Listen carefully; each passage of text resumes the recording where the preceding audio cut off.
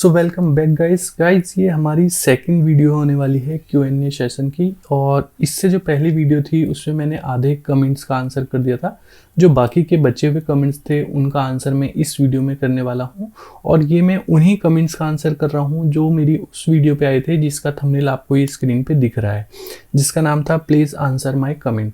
तो इस वीडियो में जितने भी कमेंट्स आए थे, मैंने बताया था कि इस वीडियो के कमेंट्स बॉक्स में जितने भी कमेंट्स आएंगे मैं उनका सभी का आंसर करूँगा। तो जो बाकी के कमेंट्स बचे हुए थे मैं इस वीडियो में कंप्लीट करने वाला हूँ, ठीक है। तो इस वीडियो को आप स्टार्ट टू एंड देखें। तो चलिए स्टार्ट करते हैं आज की वीडियो।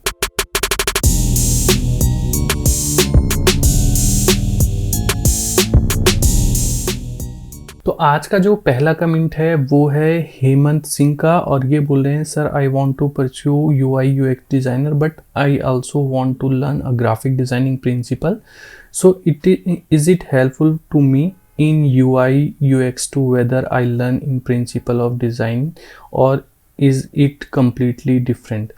तो हेमंत, ये आपको काफ़ी ज़्यादा हेल्प करेंगे, क्योंकि जब हम UI UX डिज़ाइन सीखते हैं तो वहाँ पे हमारे को डायमेंशन और कितनी हमारे को ब्लीडिंग छोड़नी है, क्या उसमें पैडिंग रखनी है, उन सारे प्रिंसिपल्स का ध्यान रखना होता है। लेकिन अगर कोई बंदा ग्राफिक डिज़ाइनिंग के प्रिंसिपल सीख लेता है, या फिर मैं ये कहूँ कि अगर कोई ग्राफिक डिज़ाइनर है और वो UI UX में जाता है तो वो और ज़्यादा बेहतर डिज़ाइन बनाता है UI में, क्योंकि उसको डिज़ाइनिंग की नॉलेज होती है, उसको कलर स्कीम की नॉलेज होती है, उसको टाइपोग्राफी का पता होता है, उसको पता होता है कहाँ पे कौन सा फॉन्ट अच्छा लगेगा, उसको डिज़ाइंस के इमोशन का पता होता है। तो अगर आप ग्राफिक डिज़ाइनिंग के प्रिंसिपल सीखते हैं तो ये आपको बहुत ज़्यादा हेल्प करेगा आपके UI UX डिज़ाइनिंग में, जो कि आप अभी कर रहे हैं, ठीक है। तो जो सेकंड क्वेश्चन मेरे पास कमेंट है वो है यूज़र UT6 का। ये बोल रहे हैं सर क्या डिज़ाइनिंग मोबाइल पर भी स्टार्ट कर सकते हैं? तो नहीं, मोबाइलिंग पे नहीं कर सकते। मोबाइल पे कोई डिज़ाइनिंग नहीं होती ना, वहाँ पे आप कुछ ऐसा ज़्यादा बना सकते हैं, ठीक है। जो लोग करते हैं उनको करता रहने दो। अगर आप कहीं पे जॉब भी लेने जाते हो तो वहाँ पे बोलोगे कि मैं मोबाइल पे करता हूँ, तो ऐसे काम नहीं चलता, ठीक है। मोबाइल पे नहीं होती डिज़ाइनिंग। थर्ड कमेंट आ जाता है हारिस अली का। ये बोलते हैं will graphic designing worth it? अगर मैं ग्राफिक डिज़ाइनिंग की एक निश पकड़ के लाइक पैकेजिंग को अच्छे से सीख लेता हूँ तो क्या ये मेरा प्रोफेशन बन सकता है? I am a quick learner. तो हाँ, बन सकता है। अगर आप पैकेजिंग डिज़ाइनिंग या फिर सोशल मीडिया डिज़ाइनिंग या फिर लोगो डिज़ाइनिंग, किसी भी एक निश को पकड़ के ग्राफिक डिज़ाइनिंग को अच्छे से सीख लेते हैं तो ये आपका एक बेहतर करियर बन सकता है, ठीक है। क्योंकि ऐसा नहीं है कि मार्केट से ग्राफिक डिज़ाइनिंग ख़त्म होगी, AI आएगा। कई लोग बोले थे AI आएगा ग्राफिक डिज़ाइनिंग ख़त्म हो जाएगी, ऐसा नहीं है। AI जो आया है वो हमारे को हेल्प करने के लिए आया है कि हमारे को किसी भी इमेज में कुछ ऐड ऑन करना है, कहीं से कुछ हटाना है, अगर आपके पास कोई छोटी इमेज है उसको एक्सपेंड करना है, वो सारी चीज़ें हम AI के थ्रू बना सकते हैं, ठीक है। तो आपको ये काफ़ी ज़्यादा हेल्प करेगा अगर आप किसी एक निश को पकड़ के ग्राफिक डिज़ाइनिंग सीखते हैं, ठीक है। जो नेक्स्ट कमेंट है मेरा वो है सर, ये है बाबर का। ये बोल रहे हैं सर मुझे एक इशू है कि मुझे समझ नहीं आता कि मैं प्रैक्टिस कैसे करूं। यूट्यूब पर डिफरेंट ट्यूटोरियल हैं और वो डिज़ाइन ट्रेंड नहीं होते हैं। डिज़ाइन क्रिएट किया होता है, प्रैक्टिस करने को दिल नहीं करता। सो मैंने ना इस पर 2 वीडियो बना रखी हैं। आई थिंक मैं उसका लिंक आपको डिस्क्रिप्शन में दे दूंगा, या आपको यहाँ पे थंबनेल दिख जाएंगे दोनों वीडियो के। उन दोनों वीडियो को देखो, मैंने आपको बता रखा है कि आपको ग्राफिक डिज़ाइनिंग की प्रैक्टिस जो है वो कैसे करनी चाहिए। आप बोल रहे हो कि आपका मन नहीं करता, बड़े बड़े डिज़ाइन मिलते हैं, तो अगर आप इस तरीके से प्रैक्टिस करोगे तो आप इस प्रैक्टिस की जो आपको मदद मिलेगी वो आप जब आगे के अपने कोई भी डिज़ाइन बनाएंगे तो उसमें आप इस प्रैक्टिस का काफ़ी ज़्यादा हेल्प उठा सकते हैं। तो अगर आप इन दोनों वीडियो को देख करके प्रैक्टिस करते हैं तो ये काफ़ी ज़्यादा आपके लिए हेल्पफुल होने वाली है, ठीक है। इसके बाद जो नेक्स्ट कमेंट है वो है हेलो सर, मैं कोरल ड्रॉ में डिज़ाइन करता हूँ और सर कोई वेबसाइट बता दें डिज़ाइन सेल करने के लिए। तो कोरल के डिज़ाइन सेल करने के लिए गाइस मुझे नहीं पता कि कहाँ पे कोरल के डिज़ाइन सेल होते हैं, और इसके बारे में मुझे कुछ भी आइडिया नहीं है, ठीक है। फिर आता है यूज़र HQ। ये बोल रहे हैं sir please tell me Etsy and eBay about graphic designing में to say if we upload our work on eBay and Etsy this will benefit for us or not। तो इसका मुझे कुछ आइडिया नहीं है, क्योंकि मैंने इस पे कभी ऐसा काम किया नहीं है। तो जिस चीज़ का मुझे आइडिया नहीं होता मैं साफ मना कर देता हूँ, भाई मुझे आइडिया नहीं है। आप गूगल पे जा करके सर्च करके देख सकते हैं, आपको वहाँ पे मेरे से ज़्यादा बेहतर आंसर मिलेगा, क्योंकि मुझे उसका कुछ भी एक्सपीरियंस नहीं है, मुझे कुछ भी उसका आइडिया नहीं है। ये नहीं है कि मैं हर एक कमेंट के आंसर देता रहूँ, हाँ मुझे सब कुछ पता है, ऐसा नहीं है। कुछ चीज़ें ऐसी भी हैं जो कि मुझे नहीं पता है, तो उसका आंसर मैं आपको नहीं दे सकता, ठीक है। इसके बाद जो नेक्स्ट कमेंट है वो है गोपाल रावत का। वो बोलते हैं ट्रेंड कैसे समझें, कैसे पता करें कि flyer, menu, brochure, social media design में क्या ट्रेंड है इंडिया में, चल और डिज़ाइन में उसे कैसे यूज़ करें। तो देखो गोपाल, क्या होता है, जब आप कहीं पे सपोज आप जॉब कर रहे हो, एक बंद कमरे में आप जॉब कर रहे हो, सुबह आप जॉब पे जा रहे हो, शाम को वहाँ से आ जा रहे हो, सिर्फ जो जॉब पे काम मिल रहा है आपको वो कर रहे हो, या आप फ्रीलांसिंग कर रहे हो तो आपको जो काम मिल रहा है आप सिर्फ वो कर रहे हो। तो ऐसे में आपको ट्रेंड का पता ही नहीं लगेगा, ठीक है। अगर मैं आपको ये बोलूँ कि आप 2 साल तक अपने घर पे रहो, ठीक है, तो बाहर नया क्या फैशन आया है, वो आपके क्लॉथ्स का भी हो सकता है, ठीक है, नया क्या हेयर स्टाइल आया है, नए क्या प्रोडक्ट आए हैं मार्केट में, आपको कुछ भी नहीं पता लगेगा। तो इसके लिए क्या होता है कि हमारे को मार्केट में जाना पड़ता है। जब हम मार्केट में जाते हैं तो देखते हैं किसी ने कई नए तरीके के डिज़ाइनर क्लॉथ्स पहने हैं, किसी का हेयर स्टाइल कुछ नया आ गया है, कोई शूज़ नए तरीके के आए हैं, तो ये बाहर जाने पर ही पता लगता है। तो इसी तरीके से अगर आपको ग्राफिक डिज़ाइनिंग के बारे में, ट्रेंड के बारे में जानना है तो उसमें घुसना पड़ेगा। उसके लिए सबसे बेहतर क्या है कि आप पिंटरेस्ट पे देख सकते हो, नए नए ट्रेंड्स आते हैं, गूगल पे सर्च कर सकते हो, डेली आप एक आधे डिज़ाइन को ऑब्जर्व कर सकते हो कि इसमें क्या चीज़ नई आई है। इसी तरीके से आपको नए ट्रेंड्स का पता लगेगा। जो ये बोलते हैं कि 2024 से स्टार्ट हो गया, इसमें ये ट्रेंड चलेंगे, तो ऐसा नहीं है कि 1 जनवरी आई और नए ट्रेंड्स आ गए और 31 दिसंबर को वो ट्रेंड्स बंद हो गए पुराने वाले। ऐसा नहीं है, आपको खुद से ऑब्जर्व करना होता है कि कौन से नए ट्रेंड चल रहे हैं, और जब आप डिज़ाइन बनाते हो तो उसमें कौन सा ट्रेंड फिट हो सकता है। ऐसा भी नहीं कर सकते आप कि आपको कोई ट्रेंड पता लगा, ठीक है। जैसे कि मैं फॉर एग्जांपल एक नॉर्मल लाइफ से एग्जांपल बताता हूँ आपको कोई हेयर स्टाइल अच्छा लग रहा है, बहुत बढ़िया, ठीक है। अब वो हेयर स्टाइल वैसे कैजुअल बहुत अच्छा लग रहा है, लेकिन जब आप इंटरव्यू के लिए जा रहे हैं तो वहाँ पे वो अच्छा नहीं लग रहा है। आप किसी प्रोफेशनल के इंटरव्यू के लिए जा रहे हैं तो वहाँ पे वो हेयर स्टाइल अच्छा नहीं लग रहा है। तो इसी तरीके से ही होता है कि आपको हेयर स्टाइल का तो पता लग गया, लेकिन वो कहाँ पे सेट होगा ये आपको खुद ही पता लग जाएगा। इसी तरीके से आप जब पिंटरेस्ट पे, गूगल, बिहांस, ड्रिबल पे जाओगे तो आपको नए ट्रेंड्स का पता लगेगा। वहाँ पे आपको खुद से देखना है कि आप कौन से डिज़ाइन में इस ट्रेंड को यूज़ कर सकते हो, ठीक है।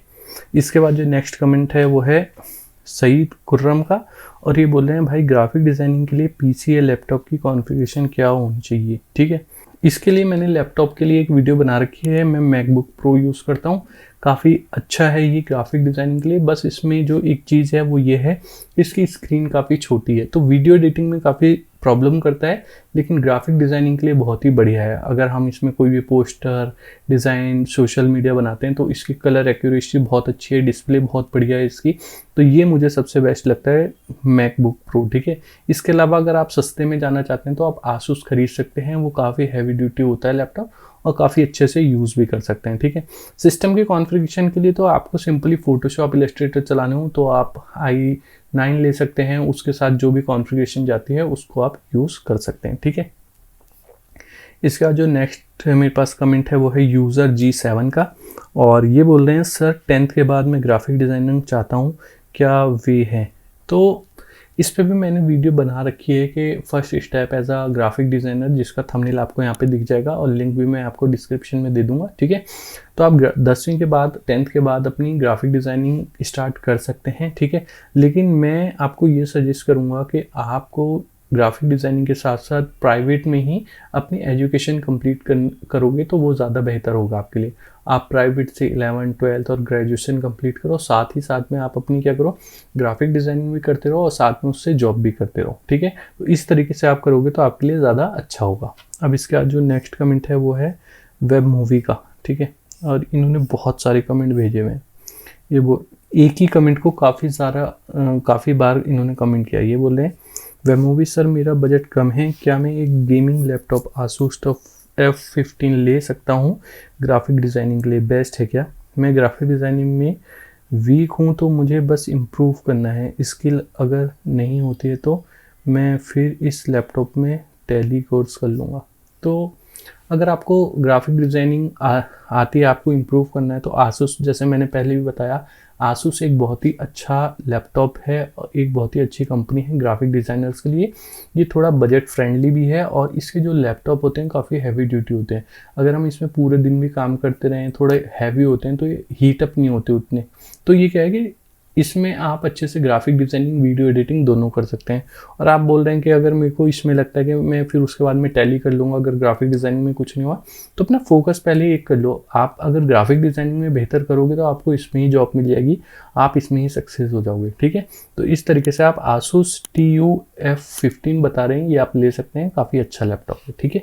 इसके बाद जो नेक्स्ट है मेरे पास कमेंट वो है यूज़र JN4K का। ये बोल रहे हैं scope and future career opportunity in graphic designing and whether to learn it or not in 2024, what should be it sequence of learning, requesting a dedicated video. तो मैंने ना इस पर एक डेडिकेटेड वीडियो बना रखी है जो मैंने आपको पहले बताया है। 2 वीडियो हैं, first step as a graphic designer, इन दोनों के थंबनेल आपको यहाँ पे मिल जाएंगे। इन दोनों वीडियो को आप देखो, आपको समझ में आ जाएगा। बात ये रही कि आपको करना चाहिए या नहीं करना चाहिए। तो अगर आपका इंटरेस्ट है तो आप करो, अगर आपका इंटरेस्ट किसी और फील्ड में है तो आप वो वाला काम जा करके करो, ठीक है। इसके बाद जो नेक्स्ट कमेंट है मेरे पास वो है साकिब का। वो बोल रहे हैं वीडियो एडिटर बन के हम फ्रीलांसिंग वर्क कर सकते हैं। तो हाँ, वीडियो एडिटिंग का भी फ्रीलांसिंग वर्क होता है, आप वीडियो एडिटिंग में भी फ्रीलांसिंग वर्क कर सकते हैं, ठीक है। फिर है नेक्स्ट कमेंट है राहुल गुप्ता का। वो बोल रहे हैं भैया मैं एक एडवर्टाइजिंग कंपनी में हूँ जहाँ ज़्यादातर फाइल बनी हुई आती हैं, बस मुझे उसे टिफ में कन्वर्ट करना होता है और company flex board and acrylic letter में काम होता है, बट मेरा इंटरेस्ट डिज़ाइन में नहीं है। तो क्या मुझे ये काम करना चाहिए? ये नहीं, प्लीज़ गाइड मी। तो ये मतलब कि इनका मतलब यही, ये ना किसी ऐसी शॉप में काम कर रहे हैं, ऐसी कंपनी में काम कर रहे हैं जो होर्डिंग वगैरह डिज़ाइन करते हैं, मुझे जहाँ तक लग रहा है। तो वहाँ पे फाइल जो क्लाइंट है वो बना करके अपना डिज़ाइन भेजता होगा, नहीं टिफ में कन्वर्ट करके उसका प्रिंट करना होता होगा, डिज़ाइन करना होता होगा। तो यहाँ पे ना आपको कुछ भी सीखने को नहीं मिलेगा, ठीक है। तो राहुल आपको क्या करना है, अगर ग्राफिक डिज़ाइनिंग में ही रहना है तो आपको ये वाली जॉब जो है वो स्विच करनी है। और स्विच तभी करो जब आपको नेक्स्ट जॉब मिल जाए, ठीक है।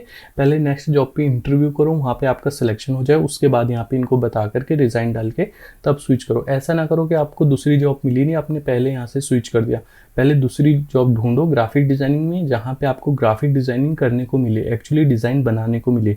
वहाँ से आपको नॉलेज भी मिलेगी, नए ट्रेंड्स का भी पता लगेगा और आप वहाँ से अच्छे खासे ग्रो भी कर सकते हैं। तो आपको ये जॉब छोड़ देनी चाहिए अगर आपको लगता है। और मेरा भी सजेशन ये है कि आप ये वाली जॉब छोड़ दें और उसके बाद में एक नई जॉब करें जहाँ पे आपको डिज़ाइन बनाने को मिले, ठीक है। इसके बाद जो नेक्स्ट कमेंट है मेरा वो है Mohammad Fawad Ali sorry. Sir colour scheme में 5 कलर होते हैं, हमें कैसे पता चलेगा कि कौन से 2 कलर बेस्ट हैं, ठीक है।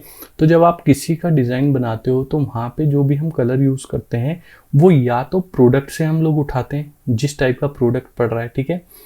अगर मेरे पास प्रोडक्ट रेड कलर का है कोई, तो अब मैं उसके हिसाब से उसमें कलर रखूँगा, बैकग्राउंड में जो भी एलिमेंट डालूंगा, जो भी टेक्स्ट डालूंगा जो कि उससे मैच रहे। या फिर कंपनी के लोगो से हम लोग कलर को पिक करते हैं। मैंने इस पे भी एक वीडियो बना रखी थी, हाउ टू सिलेक्ट कलर, ठीक है। इसका थंबनेल आपको इस साइड में मिलेगा और बहुत ही ज़्यादा यूज़फुल है हर एक ग्राफिक डिज़ाइनर के लिए। काफ़ी ज़्यादा व्यूज़ भी हैं और काफ़ी ज़्यादा लोगों ने इस वीडियो को पसंद करा। अगर आप इसको देखेंगे तो आपको वैसे ही क्लियर हो जाएगा, ठीक है। और थर्ड जो हम लोग कलर पिक करते हैं वो करते हैं हम लोग इमोशन से।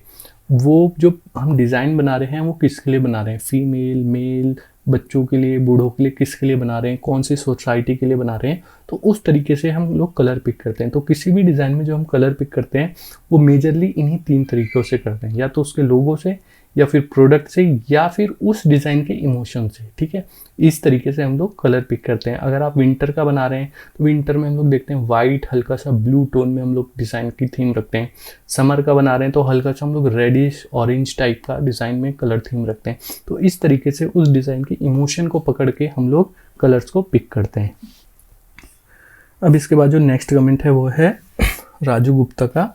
ये बोल रहे हैं sir designing software Corel Draw या इलस्ट्रेटर में कौन सा ज़्यादा बेहतर होगा, क्योंकि मैं पहले से कोरल ड्रॉ सॉफ्टवेयर डिज़ाइन करता हूँ, बट मैं ये समझ नहीं पा रहा हूँ कि कोरल को छोड़कर इलस्ट्रेटर पे करूँ। तो आप किसी भी सॉफ्टवेयर में करो, प्रिंसिपल दोनों में सेम यूज़ होंगे। अगर आप कोई भी डिज़ाइन बनाओ ग्राफिक डिज़ाइन के, अगर आपको कुछ भी डाउट है तो आप दोनों ही सॉफ्टवेयर सीख लो। आपको एक तो आता ही है, मान लो इलस्ट्रेटर आता है तो कोरल ड्रॉ बहुत ही ईजी सॉफ्टवेयर है, 1 से 1.5 महीने में आप सीख जाएंगे। जब उसमें काम करते रहेंगे तो आपका वो भी परफेक्ट हो जाएगा। अगर आपको कोरल आता है तो आप इलस्ट्रेटर सीख लो। दोनों ही ईजी सॉफ्टवेयर हैं, ईजी टू यूज़ हैं, सारे ओपन सॉफ्टवेयर है पूरा। आप इसमें से दोनों ही सॉफ्टवेयर सीख लो तो ज़्यादा बेटर रहेगा। क्योंकि कई बार इंडिया में होता है, जब आप किसी प्रिंटिंग शॉप में, किसी एडवर्टाइजिंग कंपनी में काम करते हो जहाँ पे प्रिंट का काम होता है, तो वो लोग सारी फाइल्स कोरल में ही बनाते हैं, ठीक है, तो वहाँ पे आपको बेनिफिट मिलेगा। लेकिन अगर आप किसी ऐसी ad agency, digital marketing company में काम करते हो तो वहाँ पे फोटोशॉप, इलस्ट्रेटर का ही यूज़ होता है ज़्यादातर। तो आप दोनों ही सॉफ्टवेयर सीख लो, दोनों ही ईजी है। ऐसा नहीं है कि एक सीखना काफ़ी ज़्यादा टफ है या एक बहुत ईजी है, दोनों ही सही है सॉफ्टवेयर। ईजी तरीके से आप 1 से 2 महीने में सीख सकते हो, ठीक है। इसके बाद जो नेक्स्ट क्वेश्चन है वो है सईद का, और ये बोलते हैं अस्सलाम वालेकुम। वालेकुम अस्सलाम। फॉरेन क्लाइंट को ईमेल के थ्रू पिच करने के लिए प्रोफेशनल ईमेल होना ज़रूरी है? नहीं, ऐसा ज़रूरी नहीं है कि आपकी प्रोफेशनल कंपनी की ईमेल हो, आप जीमेल से भी उनको पिच कर सकते हैं, ठीक है। इसके बाद जो नेक्स्ट कमेंट है वो है साहिल कुरैशी का। वो बोल रहे हैं now that I have studied Photoshop, Illustrator and design theory principle, I am confuse what about what type of design to create my portfolio to secure a job. तो आप जिस भी टाइप के डिज़ाइन में आप बेहतर हो, आप उस टाइप के डिज़ाइन बनाओ।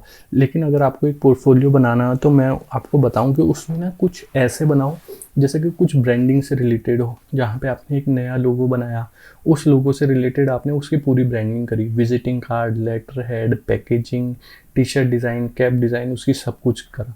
कहीं एक आप ऐसा बना सकते हो सोशल मीडिया डिज़ाइन, ठीक है। एक आप ऐसा बना सकते हो किसी प्रोडक्ट बेस का जो होता है हमारा, उस टाइप के पोस्टर डिज़ाइन, न्यूज़पेपर के एड डिज़ाइन। तो इस तरीके से आप 4-5 कैटेगरी बना सकते हो, उनके डिज़ाइन करो तो आपको जॉब मिलने में, और जो भी आपका पोर्टफोलियो देखेगा उसको पता लगेगा कि आपको इस सारे ही तरीके के काम आते हैं और आप ग्राफिक डिज़ाइनिंग कर सकते हैं, ठीक है। इसके बाद जो नेक्स्ट कमेंट है मेरा वो है संदीप यादव का। ये बोल रहे हैं hello sir, I hope you doing well. Sir मेरा एक क्वेश्चन है कि आप एक रोड मैप बताएं जो बिगिनर हैं उनको कैसे स्टार्ट करना है और उनको क्या पहले सीखना है और उसके सेकंड स्टेप क्या होगा, और जो आप बताते हो डिज़ाइन थ्योरी और फंडामेंटल ये सब कहाँ पर मिलेंगे, प्लीज़ आंसर दिस, ठीक है। तो इसके लिए फिर से मैं वही अपनी वीडियो रिकमेंड करूँगा, ये सभी बिगिनर्स के लिए है, तभी मैं हर एक को रिकमेंड करता हूँ। ये जिन 2 वीडियो का आप थंबनेल देख रहे हैं स्क्रीन पे, first step as a graphic designer, इन दोनों वीडियो को अगर आप देख लेते हैं, ठीक से समझ लेते हैं, तो आपको पता लग जाएगा कि आपको ग्राफिक डिज़ाइनिंग कैसे स्टार्ट करनी है। रही बात इसकी कि ग्राफिक डिज़ाइनिंग के जो फंडामेंटल थ्योरी होती हैं, जो प्रिंसिपल्स होते हैं, उसके लिए मैंने एक प्लेलिस्ट बना रखी है ग्राफिक डिज़ाइनिंग प्रिंसिपल्स के नाम में से। उस प्लेलिस्ट को आप देखो तो उसमें आपको सारे ही ग्राफिक डिज़ाइन के प्रिंसिपल मिल जाएंगे। वहाँ पे आपको सॉफ्टवेयर नहीं मिलेगा, वहाँ पे आपको सीखने को मिलेंगे ग्राफिक डिज़ाइन के जो प्रिंसिपल हैं, कैसे हम किसी डिज़ाइन को बनाते हैं, कैसे हम लोग बैलेंस का यूज़ कर सकते हैं, कैसे टाइपोग्राफी का करते हैं, वो सारी चीज़ें आपको इस प्लेलिस्ट में मिल जाएगी, ठीक है। इसके बाद जो नेक्स्ट कमेंट है मेरे पास वो है डिजिटल सर्विस का, और ये बोलते हैं dear sir my question is कि हम अपनी ग्राफिक डिज़ाइनिंग सर्विस को पेड एड से कैसे प्रमोट कर सकते हैं और क्लाइंट्स हासिल कर सकते हैं, और क्या ऐसा करना चाहिए लाइक ऑन एफबी और Instagram, please answer my question. तो हाँ, आप कर सकते हैं। अगर आपने एक इंस्टाग्राम पे अकाउंट बनाया, फेसबुक पे अकाउंट बनाया है, आपको रीच चाहिए, आपको चाहिए कि आपके उस आईडी पे, उस पेज पे फॉलोअर्स आएँ, क्लाइंट्स को पता लगे, तो आप उसमें प्रमोशनल ऐड चला सकते हैं, चाहे वो इंस्टाग्राम हो, यूट्यूब हो या फिर आपका फेसबुक हो, ठीक है। और ये जेन्युइन तरीका है, कोई ऐसा नहीं है कि ये गलत तरीका है। आप अपने डिज़ाइंस को स्टार्टिंग में दिखाना चाहते हो लोगों को, तो आप प्रमोट कर सकते हैं उसको, ठीक है। इसके बाद जो नेक्स्ट कमेंट है वो है विजनरी आर्ट का, और ये बोलते हैं after completion of graphic designing course how to get job and idea for various design and field regarding this sector. तो जब आप ग्राफिक डिज़ाइनिंग का कोर्स करते हो तो कोर्स करते ही करते आपको काफ़ी ज़्यादा आइडिया आ जाता है, ठीक है, डिज़ाइनिंग का आपको पता लग जाता है। रही बात जॉब की, तो जब आप ग्राफिक डिज़ाइनिंग की फील्ड में जाते हो तो आप फिर उस जैसे पेजेस को फॉलो करते हो, चाहे वो इंस्टाग्राम हो, लिंक्डइन हो, फेसबुक हो, तो आपको वहाँ से जॉब का भी पता रहता है। अगर आप लिंक्डइन पे सर्च करो, गूगल पे सर्च करो, तो आपके नियरेस्ट भी आपको जॉब मिल जाती है। तो इस तरीके से आप लोग उसमें जॉब ले सकते हो, ठीक है। इसके बाद जो नेक्स्ट कमेंट है वो है मोहम्मद कैफ का। ये बोल रहे हैं hello brother, I am doing graduation from Aligarh university and along with it I am also doing this graduation कर रहे हैं फ्रॉम अलीगढ़ मुस्लिम यूनिवर्सिटी से मोहम्मद कैफ। और ये बोल रहे हैं कि अगर मैं 1-2 घंटे स्पेंड करूँ दिन की तो क्या मैं ग्राफिक डिज़ाइनिंग सीख सकता हूँ? तो हाँ, आप सीख सकते हैं। अगर आप 1 से 2 घंटे स्पेंड करते हैं दिन के तो आप काफ़ी अच्छी तरीके से 3 से 4, 5, 6 महीने में आप ग्राफिक डिज़ाइनिंग सीख जाएंगे। आपका आउटपुट उस लेवल का नहीं होगा, लेकिन आप जितनी ज़्यादा प्रैक्टिस करेंगे आपका आउटपुट भी धीरे धीरे उस लेवल का और बेहतर होता जाएगा। और इस तरीके से आप फ्रीलांसिंग भी इसमें कर सकते हैं। ठीक है। इसके बाद जो नेक्स्ट कमेंट है वो है विक्रम का, और ये बोल रहे हैं सर आपको कितना टाइम लगता है एक डिज़ाइन को क्रिएट करने में? तो डिपेंड करता है कि डिज़ाइन किस टाइप का है। जब जैसे कि अगर मैं एग्जांपल लूँ लोगो डिज़ाइन का, तो जब मैं लोगो डिज़ाइन करता हूँ तो कई बार तो ऐसा होता है कि लोगो डिज़ाइनिंग हम 1 घंटे में ही कर देता हूँ। ठीक है, 1 घंटे में ही आउटपुट आ जाता है। कई बार ऐसा होता है कि क्लाइंट ने बोला और आइडिया उसी टाइम क्लिक कर जाता है कि हाँ इसका लोगो ऐसे बनेगा, उसका बनाया और लोगो अप्रूव हो गया। ठीक है। कई बार ऐसा होता है कि 5 से 6 दिन 10 दिन भी लग जाते हैं, लोगो नहीं बन पाता। तो ये उस प्रोजेक्ट पे, उस डिज़ाइन पे डिपेंड करता है कि कितना टाइम लगता है। कई बार ऐसा होता है कि मैंने जो सोचा कि मैं इस टाइप का लोगो बनाऊंगा, जब मैं उसका आउटपुट देख रहा हूँ तो आउटपुट देखने में उतना ज़्यादा मज़ा नहीं आ रहा है, या फिर मैंने जो सोचा था वो बनाया लेकिन ना उसमें कुछ और भी फील हो रहा है। मान लो मैंने एक वर्ड को ट्विक किया, उसको मॉडिफाई किया। अब जब मॉडिफाई, मैंने सोच लिया था कि मैं इसको ऐसे मॉडिफाई करके लोगो बनाऊंगा। अब जब मॉडिफाई किया वो लोगो तो लग रहा है, लेकिन उसमें वो नाम तो लग रहा है जो था उसका एक्चुअल, लेकिन उसमें कुछ और भी मीनिंग लग रही है। तो इस तरीके से हमको क्या होता है कि आउटपुट आने के बाद भी कई बार चेंजेस करने पड़ते हैं। तो इस तरीके से डिपेंड करता है आपके उस प्रोजेक्ट पे कि उसमें कितना टाइम लगने वाला है। ठीक है। फिर नेक्स्ट कमेंट है यूज़र UT6 का, और ये बोल रहे हैं सर क्या डिज़ाइनिंग में ऑब्जेक्ट की प्लेसमेंट रूल ऑफ थर्ड के अलावा भी कर सकते हैं? If yes so how? तो हाँ, रूल ऑफ थर्ड के हिसाब के अलावा भी आप इसकी प्लेसमेंट कर सकते हैं, लेकिन रूल ऑफ थर्ड एक जो है बहुत ही अच्छा तरीका है। अगर आप इसके थ्रू किसी भी ऑब्जेक्ट की प्लेसमेंट करते हैं तो वो देखने में काफ़ी ज़्यादा आई कैचिंग होता है। वहाँ पे आपकी एकदम से आंख जाती है, तो वो प्रोडक्ट काफ़ी जल्दी आपको दिखता है, काफ़ी अच्छा रहता है। इसके अलावा आजकल जैसे ट्रेंड चल रहा है, आप रैंडम भी कहीं पे रख सकते हैं, किसी भी तरीके से रख सकते हैं, लेकिन उसमें भी अलग अलग तरीके के ही हमारे जो प्रिंसिपल होते हैं वो यूज़ हो जाते हैं। कई बार गोल्डन रेशियो यूज़ हो जाता है। तो इस तरीके से कहीं ना कहीं वो ग्राफिक डिज़ाइनिंग में अगर आपने प्लेसमेंट करी तो किसी ना किसी प्रिंसिपल के थ्रू ही हो रही होगी जो अच्छा डिज़ाइन बना हुआ है। ठीक है। इसके बाद जो मेरा लास्ट कमेंट है वो है आमिर सैफ़ी का, और ये बोल रहे हैं अस्सलाम वालेकुम आरिफ सर। तो वालेकुम अस्सलाम। First of all thank you so much for making such a useful content and my question is what to do we need to do to open our design agency. तो इनको ये करना है कि इनको ना अपनी एक एड एजेंसी खोलने के लिए बात कर रही हैं कि ये आई थिंक ग्राफिक डिज़ाइनर हैं। तो मैं सबसे पहले आपको सजेस्ट ये करूँगा कि अगर आपने अभी अपनी ग्राफिक डिज़ाइनिंग का कोर्स कंप्लीट किया है, सबसे पहले आप 3 से 4 साल 5 साल मिनिमम कहीं पे जॉब करें, अलग अलग कंपनी में जॉब करें, किसी छोटी लेवल की कंपनी में जॉब करें, उसके बाद एक बड़े कॉरपोरेट में जॉब करें। उससे बेनिफिट ये होगा कि जब आप अपनी एड एजेंसी खोलोगे तो आपको हर एक रूल्स पता होगा। आपने जहाँ छोटी कंपनी में जॉब किया तो वहाँ के भी आपके तौर तरीके पता होंगे, वहाँ के सारे बिहेव पता होंगे कि किस टाइप के क्लाइंट आते हैं, कैसे सबको मैनेज किया जाता है। जब आप एक कॉर्पोरेट लेवल पे काम करते हैं तो वहाँ का एक रूल अलग होता है, कैसे आपको वहाँ पे टाइम से जाना होता है, टाइम से आना होता है, क्या आपकी छुट्टी की पॉलिसी होती है, क्या आपका मेडिकल पॉलिसी होती है, कैसे आपको सैलरी मिलती है। वो सारे तरीके आपको काम करने के बाद ही आएंगे। तो पहले आप 4 से 5 साल ऐसी कंपनीज में काम करें, उसके बाद में आप अपनी एड एजेंसी खोल सकते हैं। ठीक है। एड एजेंसी खोलने के लिए आपको क्या है, आपके पास एक्सपीरियंस आ गया, आपको अपने क्लाइंट्स ढूंढने हैं। स्टार्टिंग में एक छोटे से स्टार्ट करें, अगर आपके पास बजट है तो आप बड़े से टीम को लेकर के स्टार्ट कर सकते हैं। स्टार्टिंग में आप सिंगल और 1-2 अपने साथ पार्टनर को लेकर के स्टार्ट कर सकते हैं। और जब आप ऐसे स्टार्ट करेंगे, अगर आपके पास एक्सपीरियंस होगा तो आप इंशाल्लाह काफ़ी बेहतर उसमें करते रहेंगे। तो गाइस, ये लास्ट कमेंट था मेरे पास आमिर सैफ़ी का, और ये Q&A वीडियो का जो सेकंड पार्ट था ये भी यहीं पे हम लोग ख़त्म करते हैं। अगर आपको वीडियो पसंद आई है तो प्लीज़ इस वीडियो को लाइक करें, और इसके अलावा अगर आपके कोई भी और क्वेश्चन है तो आप मुझे इंस्टाग्राम पे पूछ सकते हैं, जहाँ पे मैं उसी दिन तो नहीं लेकिन 1-2 दिन में हाँ उसका आंसर कर देता हूँ। तो अगर आपको ये वीडियो पसंद आई है तो प्लीज़ वीडियो को लाइक करें, चैनल को सब्सक्राइब करें। मिलते हैं अपनी नेक्स्ट वीडियो में एक नए टॉपिक के साथ, तब तक के लिए थैंक यू।